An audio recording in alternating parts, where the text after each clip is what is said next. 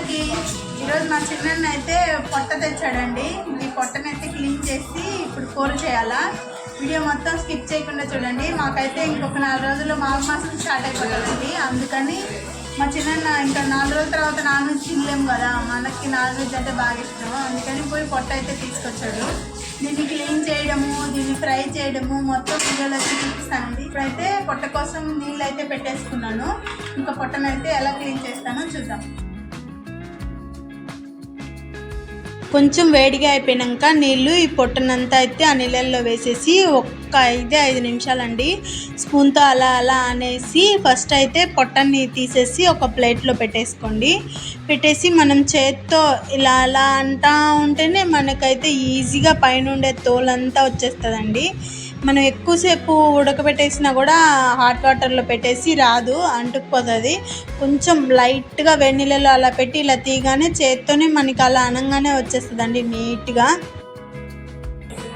వెన్నీళ్ళలో అలా పెట్టి ఇలా తీసేయాలండి. కొంచెం కుక్ అయిపోయినా మనకి పొట్ట అనేది రాదు. అలా పెట్టి ఇలా తీసేస్తే నీట్గా వచ్చేస్తుంది. ఎంత నీట్గా వచ్చేసిందో.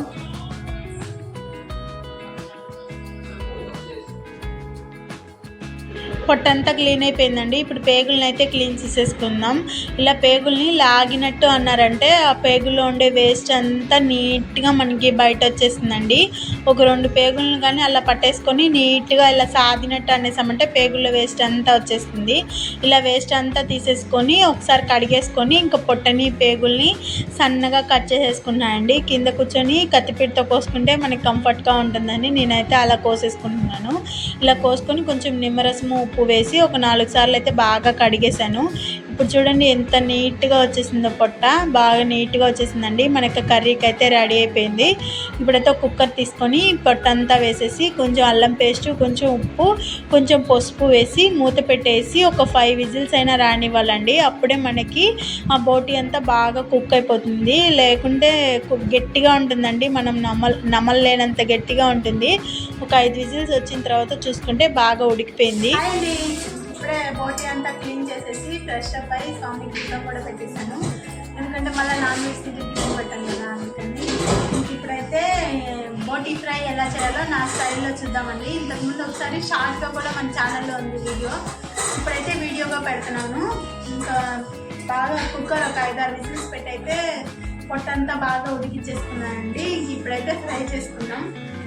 స్టవ్ వెలిగించి బాండలు పెట్టేసుకొని ఆయిల్ వేసుకోవాలండి. బోటి ఫ్రై కాబట్టి కొంచెం ఆయిల్ ఎక్కువే పడుతుంది. ఆయిల్ బాగా వేడైపోయిన తర్వాత కొంచెం జీలకర్ర వేసుకొని సన్నగా కట్ చేసుకున్న ఆనియన్స్, పచ్చిమిర్చి కూడా వేసేసి ఆనియన్స్, పచ్చిమిర్చి కొంచెం కలర్ వచ్చేంత వరకు ఫ్రై చేసేసుకోవాలండి. బాగా ఆనియన్స్ బాగా కలర్ వచ్చేంత వరకు ఫ్రై చేసేసుకున్నామండి. ఆనియన్స్ బాగా బ్రౌన్ కలర్ వచ్చేసాయి కదండి. ఇలాంటప్పుడు టమాటాలు వేసుకోవాలి. టమాటా వేసామన్నట్టు వేయాలండి. నేనైతే ఒక చిన్న సైజు టమాటా తీసుకున్నాను. ఎందుకంటే నాన్ వెజ్ కర్రీస్లో ఏ కర్రీస్లోకైనా టమాటా ఎక్కువ వేసేస్తే మనకి తీయగా అనిపించేస్తుంది కూర. ఇంకా దాంట్లోనే నేను అల్లం వెల్లి పేస్ట్ ఫ్రెష్గా మిక్సీ పట్టి వేసేసుకున్నాను అండి. ఇంకా దాంట్లోనే కొంచెం పసుపు వేసి ఒకసారి బాగా ఫ్రై చేసేసుకొని మీడియం ఫ్లేమ్లో టమాటాలు బాగా మగ్గేంత వరకు మగ్గనిచ్చేసుకోవాలి. ఇంతకుముందు బోటి ఫ్రై అంటేనే అస్సలు నచ్చేది కాదండి. మా అమ్మ అయితే ఇంట్లో ఒకరోజు చేసింది. అప్పటి నుంచి బోటి ఫ్రై అంటే నాకు చాలా బాగా ఇష్టము. ఇంక ఇప్పుడైతే మనం ఉడకబెట్టుకున్న ఈ పొట్ట అంతా వేసేసి ఒకసారి బాగా కలిపేసుకొని ఒక 3 స్పూన్ల దాకా కారం వేస్తున్నానండి. ఎందుకంటే మా చిన్నకి స్పైసీ అంటాడు. ఇంకా పిల్లలు ఎలాగో బోటి ఫ్రై అయితే తినరండి, అందుకని కొంచెం కారం ఎక్కువ వేసేసాను మా చిన్నకి నచ్చినట్టుగా. ఇంకా మూత పెట్టేసి ఒక మీడియం ఫ్లేమ్లోనే ఉడకనిచ్చేసుకోవాలండి. ఎందుకంటే బోటి ఫ్రై అలాగా ఉడికిపోయింది కాబట్టి ఎక్కువ ఉడికిపోతే మనకి మెత్తగా అయిపోతుంది.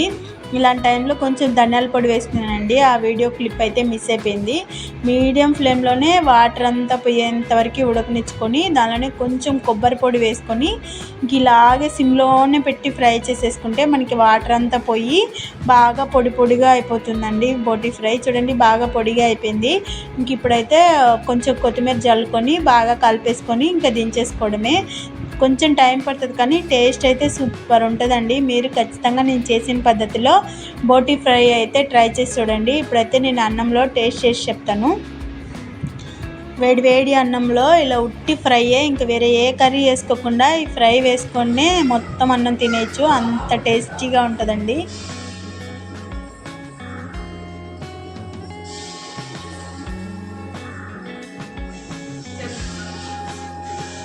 టేస్టీగా ఉందండి, బాగా స్పైసీగా ఉంది. మా చిన్నానికి బాగా నచ్చుతుంది.